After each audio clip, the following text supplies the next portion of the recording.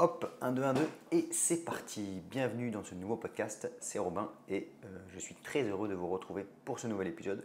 Aujourd'hui, on va parler de plein d'éléments extrêmement importants on va revoir un petit peu les fondamentaux d'une bonne méthode de travail, comment trouver le bon outil pour se sentir bien dans ses révisions et on va voir que justement le bon outil, travailler sur des fiches, travailler sur des cours, travailler sur ordinateur, ça n'est pas toujours évident et ça va vraiment dépendre des différents types de personnes. C'est ce que j'ai pu voir dans les derniers coachings que j'ai fait avec les étudiants. Donc voilà, aujourd'hui on va reprendre les bons fondamentaux d'une bonne méthode de travail. Et puis après, on avait parlé de la dopamine dans un épisode précédent et je vais vous faire part de retours d'expérience récents que j'ai eu, notamment sur le fait que ça rend malheureux. Je m'en rends compte parce que je fais des tests un petit peu tests de terrain pour voir un petit peu tout ça. Et je me rends compte aussi qu'il y a un élément très important que l'on sous-estime pour pouvoir réussir à se mettre dans un bon état de travail, dans une bonne dynamique. Voilà. Donc j'espère que le programme vous plaît. On va se retrouver ensemble pour une petite heure dans ce podcast. Donc moi, c'est Robin, je suis actuellement interne de radiologie, j'ai 26 ans et j'ai monté cette chaîne YouTube. Je fais ce podcast pour délivrer des astuces de révision pour les étudiants en médecine, mais en fait pour les étudiants de manière générale. Et le podcast est Road to Scale, donc comment un petit peu se scaler soi-même, comment augmenter ses compétences et ses capacités pour devenir un meilleur étudiant, mais pour devenir une meilleure personne, un meilleur entrepreneur, peu importe, mais vraiment l'aspect sous-jacent, c'est que lorsqu'on vraiment on développe ses compétences, qu'on a de meilleures capacités de concentration, lorsqu'on a une meilleure hygiène de vie, lorsqu'on met en place vraiment des apprentissages dans sa vie pour progresser, et finalement en fait ça se répercute sur tous les plans de vie parce que ce soit sur le plan émotionnel, que ce soit sur le plan financier, que ce soit sur le plan professionnel ou bien sur le plan amoureux, on arrive à avoir de meilleures armes, de meilleurs outils pour affronter les défis et les projets. Donc voilà, c'est un petit peu le but et la philosophie de ce podcast, la philosophie que moi j'essaie de mettre en place au quotidien. Et dans ce podcast, j'essaie de retranscrire le plus simplement toutes les aventures, tous les apprentissages que j'ai en essayant de mettre tout ça ensemble. Donc, premier élément, d'habitude, je fais au début du podcast, je fais un petit point sur l'avancée parce que j'ai un projet également de logiciel dans l'intelligence artificielle pour les étudiants en médecine. Donc ça, c'est le projet études.ai. Je fais toujours un petit update là-dessus. Donc là, pour l'instant, je suis content. Je vous avais dit qu'on avait trouvé le cofondateur technique. La société a été montée. Il reste les dernières étapes pour vraiment terminer de finaliser le compte bancaire, etc., que tout se mette en place. Et puis après, on va vraiment… moi, j'ai déjà fait la maquette du logiciel. Je vous avais montré que la version 1, c'était vraiment la version uniquement d'IA, avec une IA comme ChatGPT entraînée sur les collèges. Là, sur cette version 2, j'ai refait un travail profond pour améliorer les réponses, pour vraiment avoir des réponses de meilleure qualité, augmenter les données avec lesquelles il est entraîné, tout en faisant bien sûr attention à la qualité des données et à la véracité. Donc ça, il y a eu un travail pour que la version 2 soit beaucoup plus efficace et puis construire cette version 2 sur un modèle qui soit plus économique entre guillemets, qui me permet d'utiliser la version GPT-4, GPT-4 Turbo pour avoir des résultats et des réponses qui soient bien plus détaillées, bien plus fournies. Et donc ça va être en place dans la version 2 pour tous les étudiants. Donc voilà, ça va être génial, on va avoir de super résultats et vraiment en le testant moi-même, je me rends compte que ça va être un outil génial. La version 1, il y a déjà beaucoup de retours positifs et j'en suis très content. Là actuellement, je fais un petit peu moins la publicité tout simplement parce que vu que je suis en train de faire cette migration vers la version 2, il va y avoir une phase de migration et les étudiants qui sont sur la version 1 vont être migrés immédiatement sur la version 2, mais cette étape de migration, elle est un petit peu plus difficile à mettre s'il y a 1000 personnes. Donc c'est pour ça que pour l'instant, même s'il y a un petit peu moins de monde qui vient sur la version 1, ce n'est pas dramatique parce que la version 2 qui va sortir, je l'espère, d'ici 1 mois, 2 mois maximum, donc pour le début d'été, entre guillemets, vers juin, ce serait bien, comme ça on va pouvoir la propulser, la proposer aux étudiants durant tout l'été et que tous les étudiants qui ont envie de se mettre à travailler, finalement, elle va être disponible pour eux. Donc ça, découvrir aussi le logiciel. Donc ça, c'est pour la version 2 du logiciel. Je suis en train de travailler également parce qu'il y a des étudiants de première année également qui m'envoient des messages, qui me suivent pour les étudiants en médecine, ça c'est cool. Il y aura bien sûr, donc j'ai travaillé sur le fait qu'elle soit compatible avec les premières années, donc récupérer les cours de première année du plus de fac possible pour qu'elle s'adapte vraiment. Alors c'est pas toujours évident d'avoir exactement le programme de la fac parce que c'est quand même des cours génériques, mais elle sera capable de répondre à n'importe quelle question de thermodynamique, de chimie organique, de biologie cellulaire, etc. Et en fait au début je voulais faire 2 logiciels séparés, mais je me suis rendu compte que en fait Alors, c'est pas tous les jours bien sûr, mais il va y avoir des étudiants de 4e, 5e, 6e année qui peuvent avoir besoin de notions fondamentales d'anatomie, de biologie cellulaire, peut-être de chimie organique sur des questions là-dessus. Et en fait, si vous faites des questions qui sont assez précises, vous pourrez aller chercher spécifiquement vraiment les notions de première année ou bien les notions de 4e, 5e, 6e année. Donc voilà, toutes les études de médecine vont être regroupées dans la même IA. Et en fait, voilà, ça permettra d'homogénéiser et de rendre plus efficaces les réponses parce que plus un logiciel arrive à avoir de données, meilleur il sera. En fait, moi je me suis rendu compte que le principal problème en regardant les questions posées par les utilisateurs, parce que c'est anonyme bien sûr, hein, mais j'ai accès en fait aux prompts que les gens posent et je me rends compte qu'en fait il y a un vrai souci d'éducation. Les gens n'arrivent pas à poser des vraies questions au lieu de marquer par exemple dans le cours sur l'insuffisance cardiaque quelles sont les complications fréquentes, etc. Voilà, des questions précises qui vous permettent en fait, parce que plus la question est précise, plus les réponses vont être pertinentes. Et en fait, je vois qu'il y a des gens qui mettent juste, au lieu de dire quelles sont les complications de l'insuffisance cardiaque, ils marquent insuffisance cardiaque, point. Il n'y a même pas de questions posées à l'IA et en fait, il faut vraiment comprendre. Je ferai des vidéos dédiées sur la chaîne quand la version 2 sortira, vraiment pour éduquer, pour apprendre à utiliser le mieux possible l'IA. Mais en fait, c'est comme une personne. Et imaginons, c'est comme un professeur. Donc si vous êtes face à un professeur et que vous lui dites insuffisance cardiaque, il ne sait pas de quoi vous parlez. Donc c'est important de poser la question comme si c'était un humain. Et il y en a en fait qui ont l'impression que c'est un petit peu magique. Oui, les résultats qui sortent, c'est assez magique. Moi, c'est ce que je trouve génial, mais il faut quand même apprendre à lui poser des questions pertinentes si on veut espérer avoir des réponses qui soient efficaces. Voilà, donc ça c'était le premier point. Et du coup, je vous ai dit que je travaillais sur l'intégration de plusieurs outils associés dans cette version 2, pas uniquement l'IA, vraiment mettre en place, et notamment pour les premières années, mais même pour les 6e années, ça va être intéressant, de mettre en place tout un système de calendrier avec gestion des cours que vous allez faire, que vous allez devoir faire chaque jour, avec une méthode pour pouvoir ajouter un cours et rajouter une récurrence, c'est-à-dire que si vous ajoutez par exemple pour demain, imaginons on est dimanche et vous voulez préparer votre semaine et que vous dites ok demain il va falloir que je fasse le cours sur l'insuffisance cardiaque ou bien que je fasse le cours sur un cours de première année par exemple la membrane cellulaire etc. Vous allez pouvoir ajouter une option de récurrence qui vous permet en fait de programmer vos J automatiquement. Et en fait si on est en première année qu'on a envie de mettre plein de J, J0, J1, J3, J7, J14, on peut l'activer. Si on est en 4e année et qu'on a envie simplement de le revoir 3 fois une semaine après et 60 jours après, on peut aussi le programmer. Et en fait, le but, c'est de vraiment mettre en place un planning, et on va le voir juste après, c'est pour ça que je vous parle de ça, parce que l'organisation et le fait de passer en mode autopilote, c'est vraiment ce qui vous permet de détacher de l'espace mental et surtout de faire confiance à votre méthode. Parce que là, j'avais un coaching hier et je me rendais compte que la personne n'avait pas pendant très longtemps, elle a navigué à l'aveugle et vraiment un petit peu improvisé tous les jours. Et quand on improvise tous les jours, finalement, on n'a pas vraiment de méthode, on n'a pas vraiment d'organisation sur laquelle on se repose.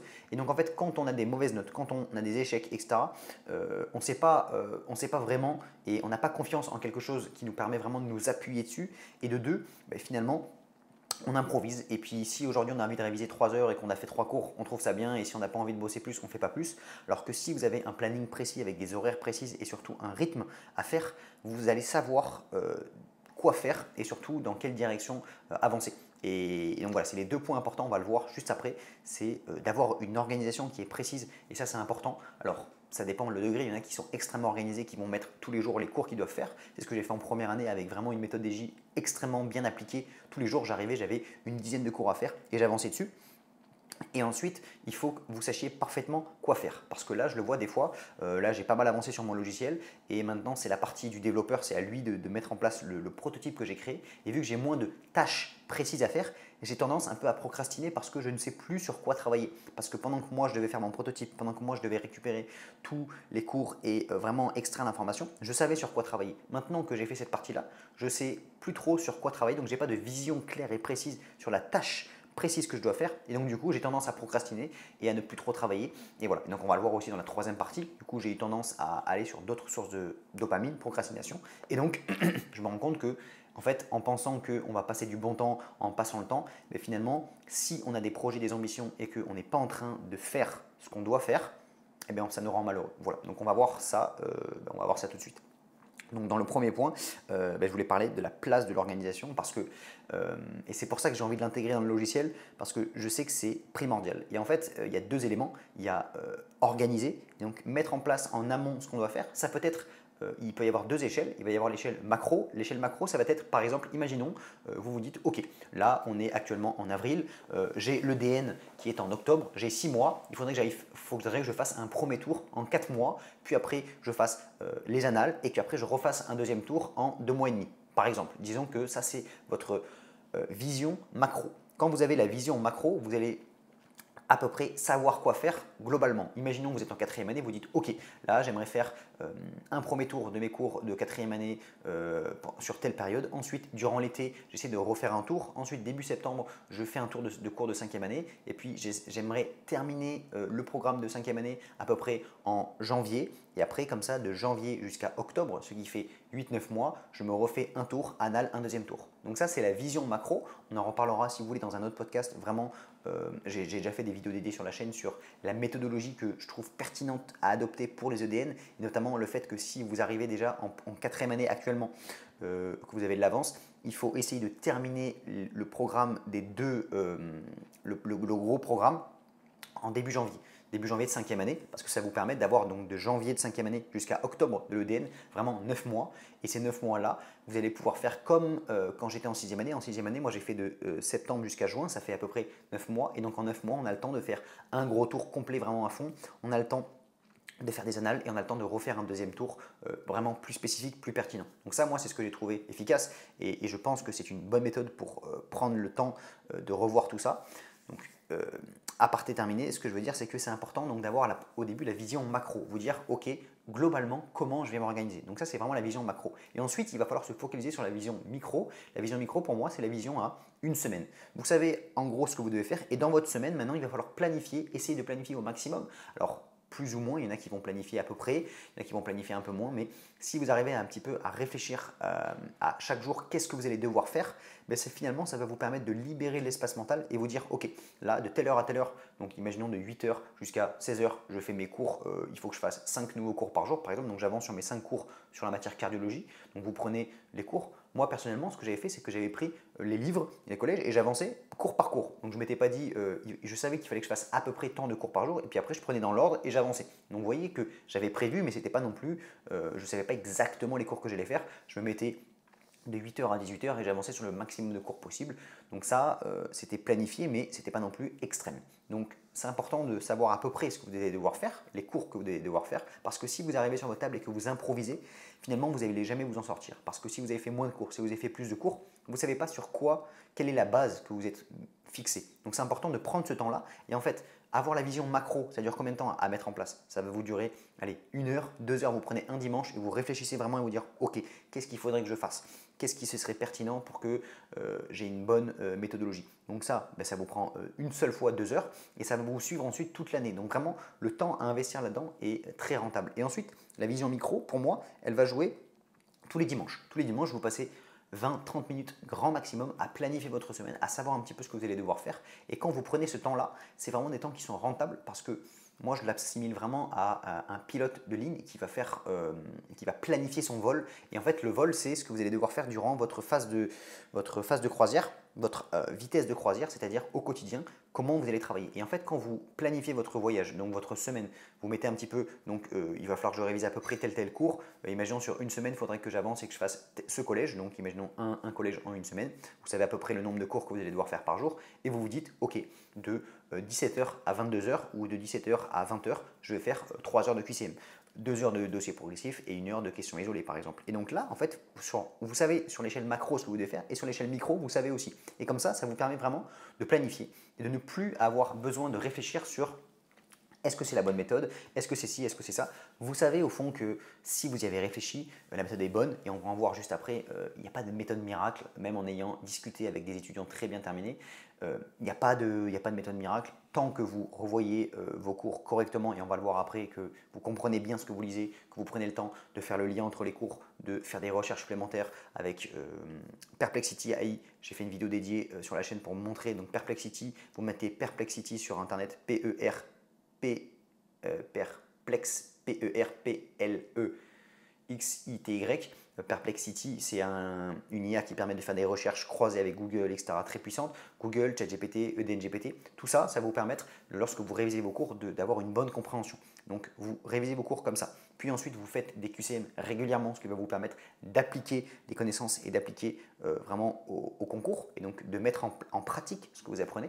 Si vous faites ça et que vous avez une bonne méthode où vous voyez une fois, deux fois, trois fois vos cours, quatre fois sur tout le cycle, finalement, vous avez peu de chances d'avoir une mauvaise méthode. Donc ça, en soi, ce n'est pas très très compliqué. Vous avez simplement ces piliers fondamentaux à mettre en place. Et ensuite, quand vous faites ça et que vous suivez un vrai plan, parce que le problème, je le vois, la plupart des étudiants, c'est long et on ne se motive pas à se mettre une vraie méthode, un vrai plan à suivre. Si vous faites ça vraiment, que vous êtes déterminé et que vous suivez ce plan sur les 2 ans ou bien sur 8 mois, sur 9 mois, mais finalement, vous avez toutes les chances de réussir. Et donc, quand on fait ça, qu'on met en place le plan et qu'on suit le plan, mais finalement, après, il n'y a plus qu'à dérouler. Et donc, en fait, ça va vous permettre de libérer l'espace mental, parce que vous n'avez plus besoin de réfléchir, vous arrivez sur votre table, vous vous concentrez juste à bosser de manière la plus efficace possible.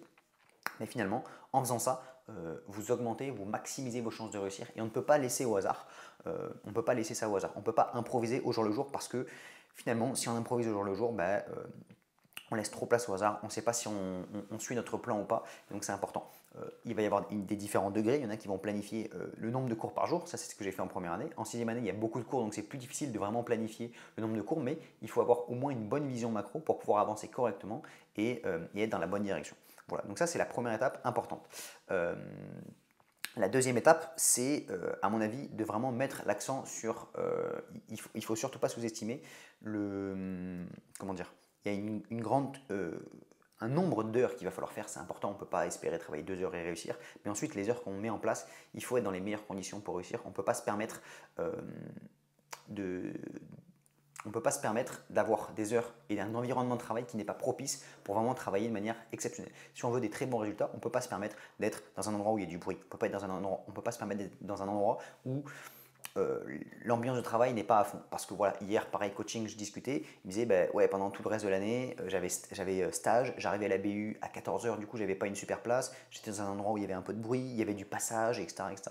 Et en fait, on peut vite se retrouver dans cet engrenage où on n'arrive pas à trouver son rythme, on n'arrive pas à trouver son environnement et on n'est pas efficace. Donc, la première chose, et la personne qui habitait sur Paris me disait que ouais, pour aller à la BU, aller en stage, etc., il pouvait perdre 2 heures dans les transports, dans le métro. Donc ça, c'est pareil.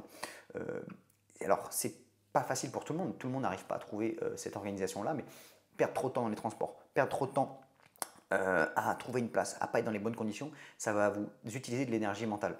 Et c'est malheureux, mais souvent en quatrième année, on ne peut pas trop prendre des stages dans lesquels on ne peut pas trop aller, mais dès qu'on est en cinquième année, qu'on peut aller dans des stages où on ne peut pas y aller, malheureusement, il va falloir jouer le jeu. Et si on prépare le concours, il faut être en mode concours et c'est à la bibliothèque que ça va se passer. Donc ça, c'est important à prendre en considération. Vous allez avoir tout le temps que vous voulez quand vous allez être interne, quand vous allez être super externe, vous allez avoir tout le temps du monde pour être en stage. Donc malheureusement, on a envie des fois de découvrir un peu les spécialités et de se dire ouais, j'aimerais bien faire ça, ça, ça. Mais malheureusement, un étudiant qui est très bon, c'est un étudiant qui va peu en stage, au moins durant la quatrième, cinquième année. C'est comme ça. Voilà. Donc ceux qui sont en première année, c'est sûr, vous n'avez pas ce problème-là. Mais ça peut être pareil pour les cours. Imaginons... Maintenant, la plupart des facs font des retransmissions en direct des cours. Si vous mettez 40 minutes pour aller en cours, que vous arrivez en retard, que ça vous pose problème pour vous réveiller, que vous arrivez en cours, vous êtes là et après ça vous prend l'énergie mentale, vous revenez, il faut que vous mangiez à midi et demi, vous arrivez à la cafette, vous êtes en retard, du coup il y a du monde, vous faites la queue et vous avez commencé à bosser, il est 13h30, vous êtes déjà épuisé, mais finalement c'est contre-productif. Donc il y a des gens bien sûr qui réussissent en allant en cours tous les jours. Moi, j'avais fait le choix d'être vraiment dans mon rythme, d'arriver à la BU à 8 heures dans les premières places, j'étais bien placé. Je travaillais toute la journée, j'allais pas en cours et j'avais les rediffusions des cours ou bien j'avais payé un organisme pour aller en cours à ma place. Mais ce que je veux dire, c'est que parfois, il y a des choses qui paraissent évidentes comme aller en stage, aller en cours, qui paraissent obvious parce que c'est ce qu'il faut faire, mais ça vous prend trop d'énergie mentale et ça vous prend trop de temps.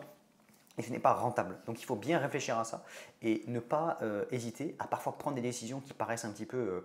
voilà, moi je me rappelle quand j'étais en première année qu'à mes parents, je leur avais pas trop dit parce que eux ils étaient dans une ville où il n'y avait pas, enfin c'était pas dans la ville dans laquelle il y avait la fac, donc ils savaient pas trop ce que je faisais au quotidien.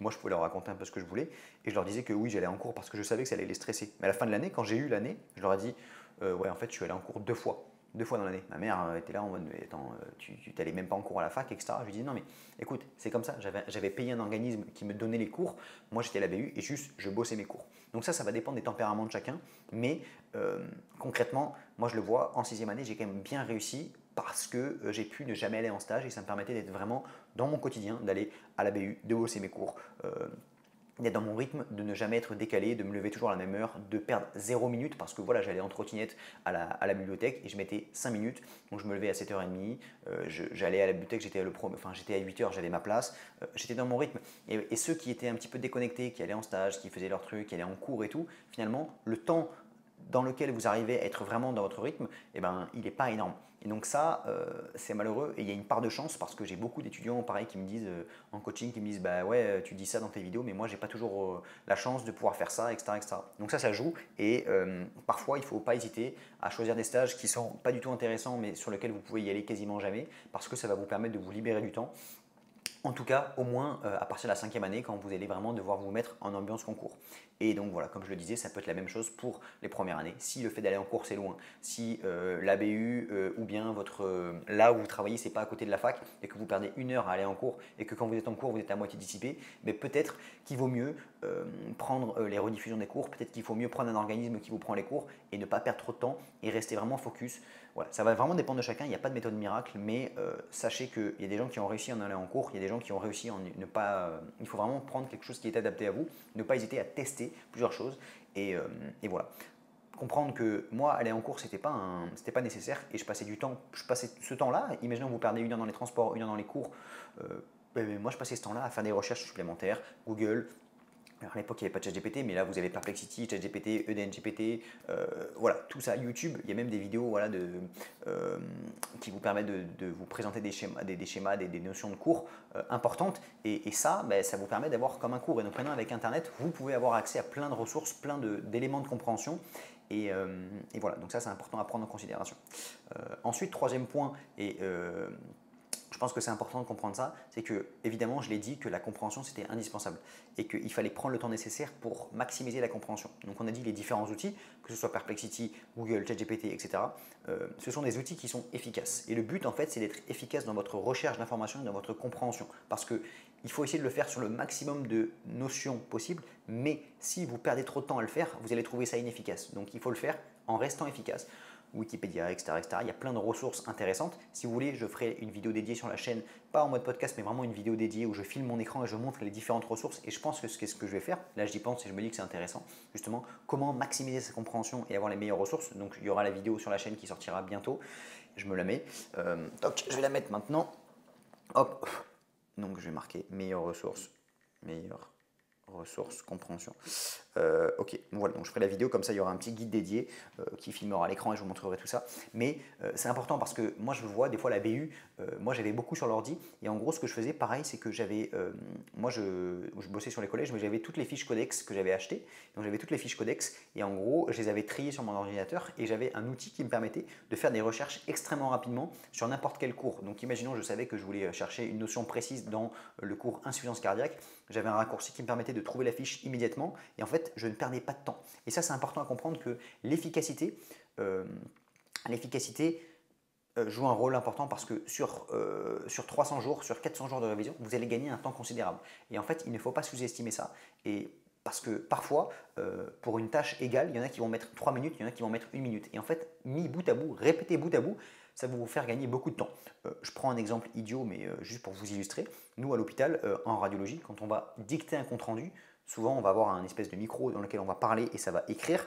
Et il y en a qui vont, je ne sais pas pourquoi, ils ne vont pas l'utiliser par exemple parce que je sais pas, ils n'ont pas envie de parler, je ne sais pas, et qui vont écrire à la main. Sauf que le résultat pour écrire un compte rendu de, je sais pas, par exemple 20 lignes, entre écrire à la main ou bien écrire avec le micro, il y en a qui va mettre 5 minutes, il y en a qui vont en mettre 20 minutes. Donc en fait, c'est ça, le résultat sera le même, mais la façon de la faire n'est pas pareille et il y en a qui va être beaucoup plus efficace. Et donc ça c'est pareil. Si vous n'avez pas de fiches sur votre ordinateur, si vous n'avez pas d'outils efficaces pour faire des recherches rapidement, mais si ça se trouve pour trouver une information, pour trouver un élément de compréhension, vous allez mettre 30 minutes parce que vous allez prendre des bouquins à la bibliothèque, vous allez chercher, dépioter, etc., etc. Alors oui, c'est intéressant, c'est bien de prendre le livre, de bouquiner. Moi je me rappelle quand j'étais à la BU, il y avait des gens qui prenaient le pili normal et qui lisaient, qui cherchaient des choses c'est bien, sauf que moi j'ai fait la même chose en 5 minutes, du coup j'ai continué à avancer sur mon cours. Donc il faut comprendre qu'il faut rester pertinent et efficace. Il y a vraiment ce concept d'efficacité.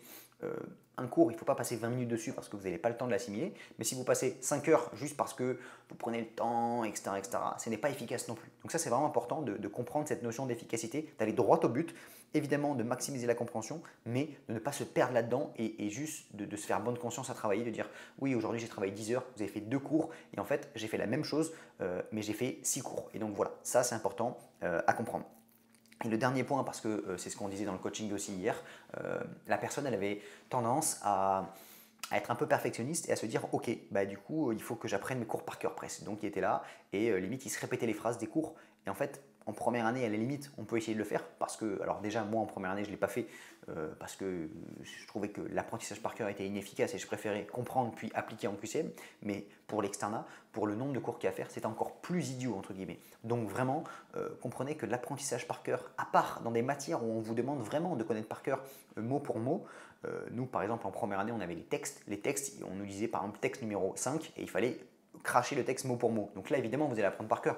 Vous n'allez pas vous dire ah oui, je vais comprendre. Non, ça ne marche pas. Mais ce que je veux vous dire, c'est que apprendre par cœur, c'est vraiment une méthode très peu efficace et vous ne pouvez pas vous permettre d'apprendre beaucoup de cours par cœur. Et c'est pour ça que la compréhension, c'est toujours ce qui va vous permettre de vous en sortir. Mise en application pour vraiment mettre en lumière les notions de cours qui tombent. Et puis après, oui, avoir cet esprit critique, en fait, il faut vraiment réussir à prendre du recul sur chaque cours et se dire, ok, qu'est-ce qu'on me demande? Et si c'est un cours, imaginons que vous êtes en première année de la chimie organique, des choses comme ça, où il faut plus connaître évidemment par cœur quand même la représentation des molécules, là, il va falloir l'apprendre. Mais il faut vraiment réussir à discerner et ne pas trop être stressé parce qu'il y a des gens en fait qui n'arrivent à prendre aucun recul et qui essaient de tout apprendre par cœur parce qu'ils ont l'impression que tout est important.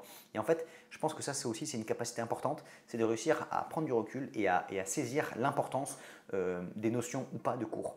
Et en fait, quand vous avez compris ça, et qu'au lieu de passer 5 heures sur un cours, vous en passez 2 heures, mais que c'est tout aussi efficace, c'est important. Et en fait, pour développer cette capacité-là, il faut s'entraîner. Parce que quand vous entraînez, vous allez comprendre et vous allez voir ce qu'on vous demande.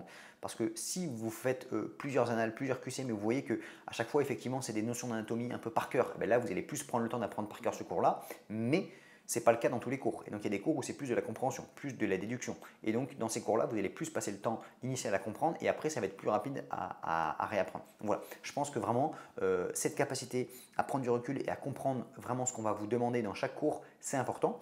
Et voilà, et moi j'étais assez efficace là-dedans, c'est-à-dire que j'arrivais à rapidement saisir les enjeux des QCM, qu'est-ce qu'on allait nous demander, et quand je bossais un cours même, je savais, je me disais ah oui ça peut tomber, ça c'est comme ça, et voilà, évidemment quand il faut apprendre le cycle de Krebs, vous allez l'apprendre par cœur parce que vous n'allez pas pouvoir l'inventer, mais après il y a des notions que vous allez pouvoir retrouver beaucoup plus facilement par la logique, et c'est inutile de passer 5 heures à l'apprendre par cœur parce que vous allez oublier la moitié demain, et vraiment connaître un cours par cœur, c'est très difficile. C'est très difficile, ça demande des techniques de mémorisation spécifiques avec des moyens mémotechniques, avec des ancrages, avec des palais de mémoire, etc. Et c'est pas du tout le même apprentissage que l'apprentissage de compréhension qui est, à mon avis, plus simple. Et voilà. Donc ça, c'était pour moi assez important à déceler. Voilà. Après, en termes de méthode, qu'est-ce qui manque à mon avis?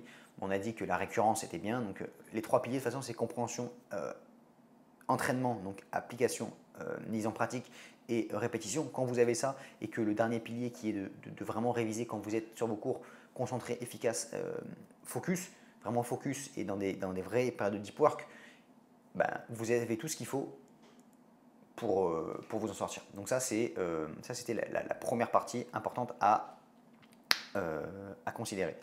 Ensuite, la deuxième chose, c'était surtout l'impact malheureux des distractions et de la dopamine. Je me rends compte que c'est quelque chose qui sur le papier, on en a déjà parlé plusieurs fois, j'en avais parlé aussi sur l'impact que peut avoir les réseaux par rapport au fait de presque ne plus faire la distinction entre monde réel et monde virtuel. Mais en fait, au-delà de ça, je me rends compte que c'est vraiment quelque chose qui rend malheureux, surtout quand on a des objectifs qui sont importants, qui ont du sens pour nous. Parce que, en fait, quelque chose qui rend vraiment malheureux et qui nous empêche d'avancer, c'est de un, ce manque de confiance en nous. Mais quand on dit manque de confiance, c'est-à-dire que, imaginons vous vous dites, ok, cette année, ce qui est important pour moi, c'est de me mettre à la salle de sport, de perdre du poids et d'être en meilleure santé. Ben, si pour vous ça c'est important, mais que vous avez des intentions et que vous dites des choses et que dans le quotidien vous ne les faites pas, mais finalement, ça c'est un manque de confiance parce que vous ne pouvez pas compter sur vous et surtout, vous avez une espèce d'écart entre votre position rêvée, ce que vous aimeriez faire, et votre réalité. Et en fait, quand vous n'agissez pas dans le présent pour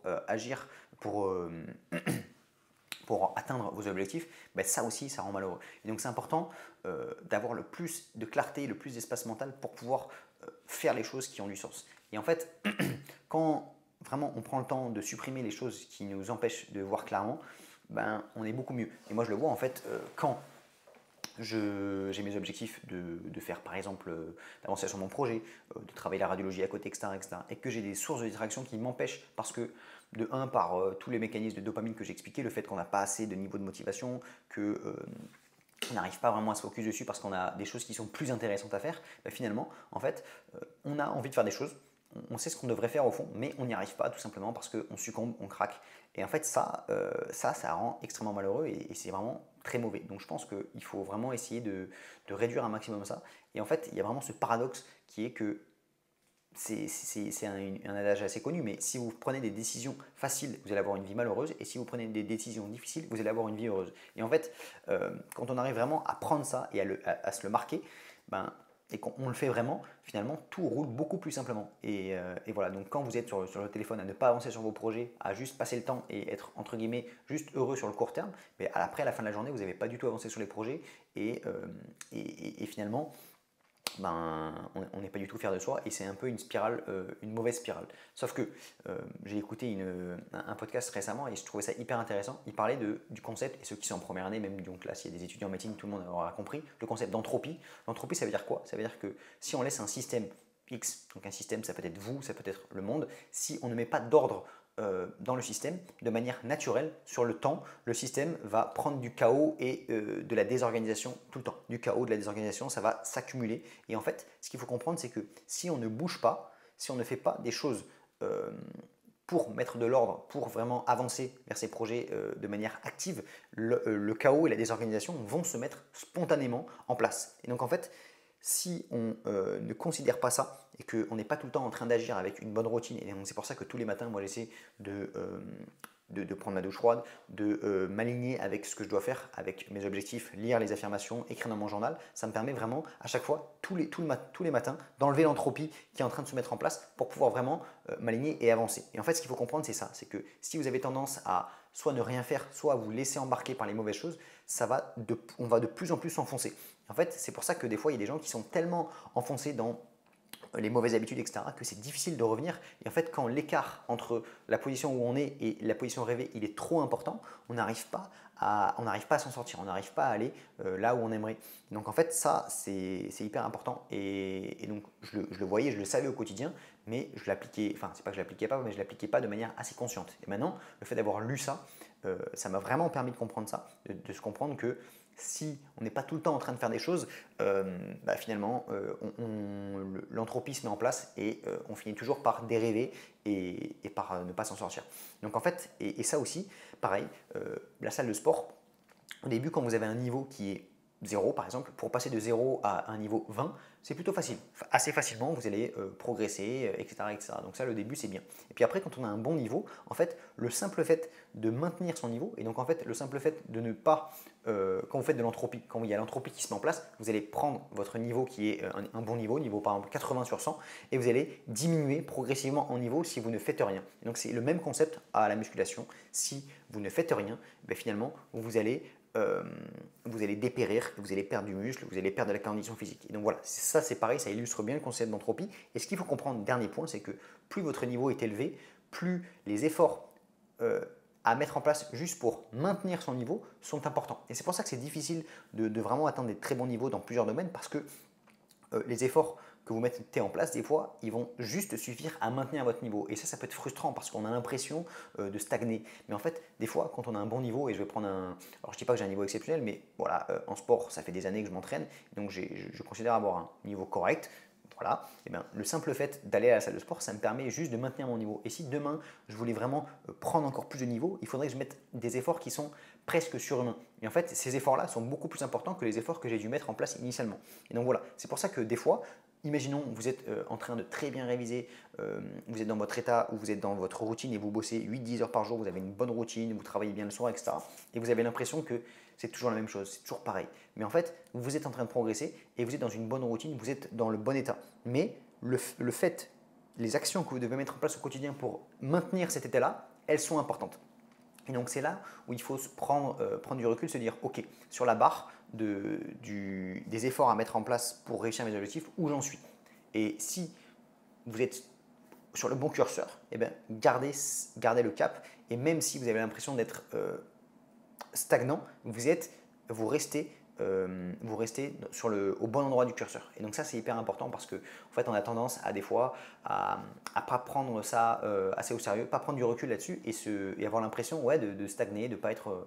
Mais en fait, quand vous êtes dans des actions qui sont difficiles à faire et que vous êtes dans la bonne direction, le simple fait de se maintenir dans un état élevé de performance, déjà, ça, c'est compliqué. Donc voilà, comprenez ce concept d'entropie, je trouvais ça assez intéressant et en fait, ça se retrouve dans beaucoup de domaines. Et voilà, l'exemple de la musculation, je trouvais que c'était vraiment assez pertinent à comprendre. Voilà, donc parfois, on est juste dans la bonne direction et il suffit de maintenir le cap. Et juste le fait de maintenir le cap, ça va demander beaucoup d'efforts et donc c'est parfois pas évident.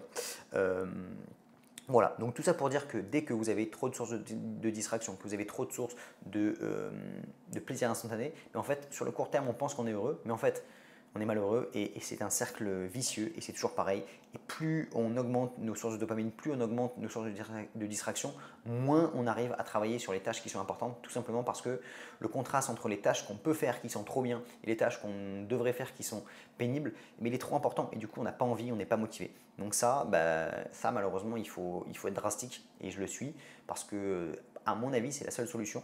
Soit on essaie vraiment de segmenter les moments où on se dit ok, que le week-end, que le dimanche j'ai le droit de faire ça, ou bien que le soir à telle heure, ou bien que pendant les vacances, que ce soit faire les soirées, peu importe, mais vraiment je pense que soit il faut segmenter, soit arrêter complètement, mais sinon on s'en sort pas. Donc voilà, c'est pour ça que par exemple avec les réseaux, avec le téléphone, ça peut être bien de mettre un temps écran et d'avoir uniquement le droit à 22 heures par exemple. Vous mettez que à 22 heures et du coup vous allez avoir le droit à une demi-heure et ça suffira. Mais au moins, durant la journée, vous n'êtes pas tenté parce que si on est tenté, en fait, il faut. C'est pour ça que je vous parle de mettre en place des processus, des systèmes, parce que en fait, si on compte sur notre bonne volonté, si on compte sur notre bonne motivation, on ne va jamais s'en sortir. Donc il faut mettre en place le mode autopilote et quand vous êtes à la bibliothèque, quand vous êtes chez vous, il ne faut pas qu'il y ait la possibilité de se dire ah oui mais je pourrais très bien être sur l'ordi en train de regarder des vidéos ou bien je pourrais très bien être sur mon téléphone en train de scroller. Finalement, il ne faut même pas que ce soit une possibilité parce que si c'est une possibilité, tôt ou tard, vous allez épuiser votre jauge vous allez épuiser votre jauge de prise de décision et vous allez craquer un jour ou l'autre. Donc il faut mettre en place des systèmes qui vous permettent d'essayer d'avoir le moins de décisions à prendre. Donc si vous êtes à la BU et que vous n'avez même pas de téléphone, moi je me rappelle en première année, je ne prenais même pas mon téléphone, je ne me posais pas la question, j'étais à la BU, je bossais, et puis après, voilà, le soir, pendant une demi-heure, je décompressais quand même, je me regardais une petite série, etc. Il faut avoir des moments de décompression parce qu'on n'est pas des machines, mais il faut maximiser ça, minimiser surtout les chances de craquer parce qu'on finit toujours par le faire. Voilà. Et ensuite, dernier point qui est important, je pense qu'il y a ce côté, j'ai écouté des vidéos récemment là-dessus, et je pense que c'est important aussi. Il y a ce côté motivation qu'il ne faut pas négliger parce qu'on dit toujours que oui, il y a la discipline, oui, il faut mettre des systèmes comme ce que je viens de vous dire, mais si vous n'avez pas de motivation derrière, que vous n'avez pas un objectif qui a du sens, que vous ne trouvez pas un moyen au final quand même de travailler avec plaisir parce que il faut quand même que ce soit des choses qui vous intéressent. Bon, des fois en première année, c'est pas évident parce que les cours sont c'est pas les cours vraiment de médecine, mais si vous faites médecine, on fait quand même ça pour faire un métier qui est intéressant. Et en fait, le fait de se plonger dans ces cours, d'avoir un bon environnement, un bon espace de travail, avec une bonne méthode qui nous plaît et des cours sur lesquels on s'investit pour s'intéresser, on prend quand même du plaisir. Et il faut être motivé là-dedans. Donc pour moi, la motivation, il y a le côté qui a du sens, qui est important pour nous, trouver une spécialité qui nous plaît, savoir pourquoi on doit le faire pour être libre financièrement, pour être libre géographiquement, pour rendre fier sa famille, pour faire un métier qui nous plaît. Tout ça, ça permet d'augmenter la motivation qu'on a pour une tâche, pour un objectif. Et ensuite, il faut que dans le quotidien, cette tâche nous donne quand même du plaisir. Parce que si ce n'est pas le cas, en fait, ça va être pénible et c'est toujours pareil. Et en fait, je me suis rendu compte de ça parce que effectivement, des sportifs de haut niveau, des peintres de haut niveau, des pianistes de haut niveau, des gens qui font du business de haut niveau, ils aiment ce qu'ils font, ils apprécient. Et donc, ça peut être compliqué si au quotidien, vous n'aimez pas du tout ce que vous faites. Et donc, pour ça, en fait, ce qu'il faut comprendre, c'est qu'il y a 1000 façons de faire une tâche. Vous pouvez très bien vous dire, euh, par exemple, je vais travailler mes cours et en fait, vous travaillez, je ne sais pas, sur des fiches, c'est hyper linéaire et il y a aucune, vous n'aimez pas ça. Plus vous travaillez tout seul chez vous, vous avez toutes les chances de ne pas avoir envie de travailler. Et moi, c'était exactement le cas. Et notamment, il y a un livre que j'ai lu récemment qui est hyper intéressant, qui permet de trouver les 3 energizers, ils appellent ça, donc les 3 moyens de rendre plus attractif une tâche. Et donc les 3 choses, ce sont de 1, le fait que ce soit amusant, donc essayer de dynamiser un petit peu ça. Donc imaginons que vous êtes étudiant, ça peut être le fait de faire des Anki par exemple, donc ça vous permet de faire des espèces d'entraînement questions-réponses, ça vous permet de mettre en place pas mal de QCM, parce que quand vous faites des QCM, des dossiers progressifs, vous trouvez ça intéressant, amusant. Faire des fiches, ou bien juste réviser vos cours, mais je ne sais pas, trouver des moyens qui vous permettent de rendre ça plus amusant. Donc vraiment essayer de dynamiser, de gamifier les cours. Et c'est un petit peu ce que j'essaie de mettre en place dans le logiciel dans la deuxième version, avec un système en fait plutôt dans la V3, un système de récompense qui permet de gamifier les cours. Et en fait voilà, donc évidemment les jeux vidéo, on n'a pas du tout de mal à jouer parce que c'est amusant. Et donc le but c'est d'essayer de rendre amusant les révisions avec plusieurs façons. Évidemment ce ne sera jamais le niveau de plaisir d'un jeu vidéo, mais d'essayer de trouver ça. Et donc moi ce que je faisais, c'est que j'avais un bon ordinateur, j'étais dans un environnement de travail qui me plaisait, je travaillais avec une façon qui me plaisait, je faisais des mini-fiches Notion avec des questions-réponses, etc. J'aimais bien travailler. Donc plus le fait de ne pas avoir de distraction et de ne pas avoir de possibilité de comparer cette façon de travailler à une autre activité qui est trop intéressante, le fait de faire ça, vous allez rendre cette activité-là intéressante et amusante. Voilà, donc ça c'est le premier point. Deuxième point, ça peut être d'être avec des personnes. Donc moi personnellement, ça a beaucoup joué. J'étais à la BU et en fait, chez moi tout seul, je n'arrivais pas du tout à travailler. Je travaillais vraiment très peu. Je travaillais uniquement le soir quand je rentrais chez moi parce que je faisais des QCM et qu'après je regardais des conférences, donc c'était pas un problème. Quand j'étais à la BU, je travaillais, j'avais aucun souci. Et en fait, quand je dis avec des personnes, moi personnellement, je ne travaillais pas avec les gens, j'étais pas là en train de discuter des cours et tout, mais juste j'étais à la BU et j'avais des gens autour de moi et ça me permettait de me focus et presque j'étais en train de prouver aux autres que j'étais chaud. Et c'était tout. Et en fait, ça m'a beaucoup aidé. Il y en a pour qui ça n'a pas beaucoup d'importance et ils ont besoin d'être chez eux, de travailler tranquillement et d'être au calme. Et il y en a pour qui le fait d'être entouré de gens, que ce soit à l'écurie, donc à la prépa, dans des salles de travail où il y a des gens, ou dans des espaces de coworking, ou bien à la bibliothèque, peu importe, là où vous êtes bien, mais ça peut être important d'avoir des personnes avec qui travailler et d'avoir un groupe de travail qui vous tire vers le haut et aussi de se comparer d'une bonne façon. Et donc voilà, donc ça, avoir des personnes, essayer de rendre l'activité amusante, ce sont les 2 points. Et le troisième point, c'est d'avoir du contrôle, du pouvoir sur ce qu'on fait.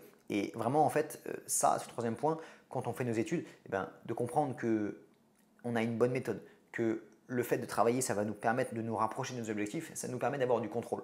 Parce que si on sait que nos actions ont de l'impact, si les actions qu'on fait, elles sont amusantes et que on le fait avec d'autres personnes, on partage ce projet-là, vous avez toutes les chances de rendre l'activité intéressante et stimulante. Donc voilà, ça c'est important, ça vous permet vraiment de le faire de manière beaucoup plus motivée, parce que si on n'a aucune motivation, et je le vois, par exemple, ça va dépendre des personnes, mais moi, aller à la salle de sport, j'aime bien, je fais mon sport. Pour rendre plus intéressant, qu'est-ce que je fais? Je me mets un podcast, comme ça je suis content, ou bien je me mets des musiques qui me plaisent. Ensuite, je me fais des activités, des exercices qui me plaisent, parce que si c'est des séances qui me saoulent, je ne vais pas être motivé. Voilà. À l'époque, j'y allais avec un ami. Bon, maintenant, là, on n'habite plus au même endroit, donc j'y vais tout seul. Mais à l'époque, d'y aller avec quelqu'un, mais pareil, c'était encore plus intéressant. Et je me rendais compte que les actions que j'avais, ça me permettait de me forger au quotidien et je me voyais progresser de jour en jour. Donc ça, j'avais les trois energizers qui étaient Power, Play, donc jouer, et People. Et donc en fait, quand vous avez Power, Play et People, vous avez ces 3 energizers, vous allez pouvoir avoir des activités qui vous plaisent et dans lesquelles vous êtes motivé. Et donc en fait, le play, le premier, ça peut être de trouver une façon de faire des activités qui vous plaisent. Imaginons que vous voulez faire du sport, si le sport vous saoule, si on vous dit il faut faire de la musculation mais que vous faites de la muscu, que vous trouvez ça inintéressant, trouvez une autre façon. Peut-être que ça peut être du crossfit, peut-être que ça peut être de faire un autre sport. Mais voilà, toujours trouver une façon de faire une activité dans laquelle vous trouvez un minimum de plaisir. Et ça, c'est important de se laisser guider là où on a envie spontanément. Et quand je dis ça, c'est pas en mode oui, spontanément, j'aime bien aller sur Insta, du coup, c'est une activité qui est faite pour moi. Non, ça c'est un piège, mais trouvez des activités qui vous donnent envie. Et voilà, moi je voyais là, je suis une chaîne YouTube d'un mec qui fait des vidéos un peu sur internet, qui parle de tout ça. Et lui, il s'est mis au badminton et il dit voilà, le badminton, j'adore ça. Et du coup, il fait beaucoup de sport parce qu'il joue au badminton et c'est un sport physique et surtout aussi il s'amuse. Donc ça, c'est important. Et donc en fait, si tout le temps on doit se battre, on doit vraiment lutter contre notre discipline pour pouvoir faire les activités qui sont nécessaires, en fait, de un, le quotidien devient pénible et de deux, c'est difficile. Donc évidemment, on n'a pas dit que faire les choses nécessaires pour la réussite, elles sont simples à mettre en place, mais il faut toujours essayer de les rendre plus amusantes, plus intéressantes. Et voilà, donc c'est pour ça que quand on travaille au quotidien, quand on a une méthode de travail, quand on travaille nos cours, essayez de trouver une façon de les rendre plus intéressantes, de plus amusantes, parce que sinon, finalement, c'est vraiment, vraiment pénible. Et donc, moi j'étais à la BU, franchement, j'étais content de bosser. Je venais, alors évidemment, donc, je vous avais dit, j'avais supprimé toutes les sources de distraction, toutes les sources de dopamine, donc c'était beaucoup plus simple pour moi de venir travailler parce que cette activité-là paraissait beaucoup plus pertinente que le reste. Mais dans tous les cas, j'étais là, j'étais à la BU, il y avait mes potes qui bossaient à la BU, il y avait d'autres personnes et du coup, moi je sais pas, je m'habillais bien, je mettais un peu de parfum, etc. Du coup, j'étais content de venir. Il y avait un petit peu cette espèce de preuve sociale où je montrais que j'étais là tous les jours, j'étais chaud et du coup, voilà, les gens me voyaient. En plus, moi je me rappelle à la BU, il y avait aussi les premières années par exemple. Donc les premières années, on les voit parce qu'ils avaient les cours de première année. Et en fait, nous, les 4e, 5e années, ils ont les collèges, donc c'est des cours, des espèces de livres rouges qui sont assez reconnaissables. Et du coup, c'est vrai que quand tu bosses tes cours, que tu es à fond et tout, tu vois que tu impressionnes un peu les autres. Et du coup, il y avait aussi ce côté-là. Donc, j'avais un espèce de mix qui faisait que j'étais bien, je me sentais bien et j'étais content de venir travailler. Et donc voilà, si vous êtes tout seul chez vous à travailler dans votre coin et que pour vous ça n'a pas d'impact et que vous avez l'impression de vous ennuyer, vous n'allez pas réussir à tenir. Donc vraiment, prenez le temps de réfléchir à ça. Et c'est ce que je vous dis à chaque fois, c'est que des fois, il y a quelques phases de réflexion qui peuvent durer 1 heure, 2 heures, qui vous permettent de mettre en place une méthode qui est beaucoup plus réfléchie et une méthode qui vous plaît beaucoup plus. Et quand vous avez ce filon-là, que vous avez une méthodologie qui vous plaît, que vous avez un environnement de travail qui vous plaît et que vous travaillez dans de bonnes conditions, vous avez de bien meilleures chances de tenir sur le long terme. Et ça, il ne faut pas le sous-estimer. Et voilà, moi pareil, j'ai choisi une spécialité, radiologie. Quand je travaille, j'essaie de trouver, de me dire, voilà, c'est presque un jeu, un jeu de détective.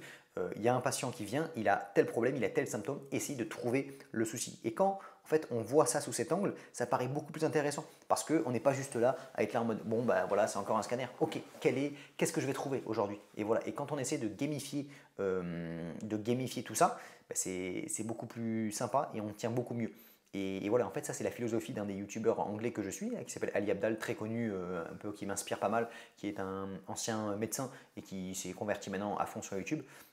Mais il parle de ça, lui, il parle vraiment de travailler avec plaisir et vraiment de comprendre que quand on travaille avec joie, on est beaucoup plus on sécrète des hormones qui sont beaucoup plus intéressantes et qui permettent vraiment de maximiser la compréhension, qui permettent de maximiser aussi la rétention d'informations parce qu'on n'est pas dans la difficulté. Et en fait, voilà, il y a pas mal d'études récentes dans ce sujet-là.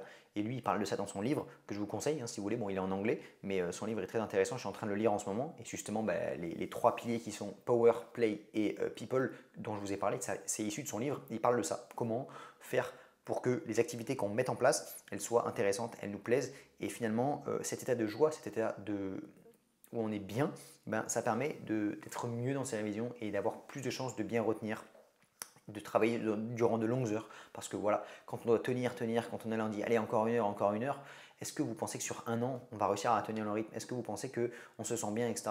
On va voir, quand on est frustré au quotidien, qu'on doit se battre contre soi-même, finalement, en fait, on a plus de chances d'un moment ou un autre de craquer ou bien de trouver des activités qui vont nous permettre de vraiment relâcher cette pression. Alors que quand on est dans un état où on est bien, on a peut-être moins besoin de relâcher la pression. Alors évidemment, il y a des activités qui sont plus ou moins sympas à faire et quand vous passez votre journée à faire du sport qui vous plaît, c'est beaucoup plus simple de faire ça toute la journée. Si vous êtes passionné de foot, oui, de faire du foot toute la journée, c'est quand même plus agréable que de passer son temps sur une chaise à apprendre ses cours. Mais dans toutes les situations, il faut toujours trouver et essayer de trouver un moyen qui permette de rendre agréable cette activité. Voilà, donc c'était important pour moi de parler de cette notion-là parce que je me rends compte que c'est ce que j'essaie de faire moi aussi, vraiment peut-être de manière inconsciente parce que maintenant je l'ai vraiment ancré en moi, mais toujours trouver la façon la plus intéressante de travailler, de faire ça pour pouvoir maintenir le rythme parce que sinon on ne va jamais s'en sortir.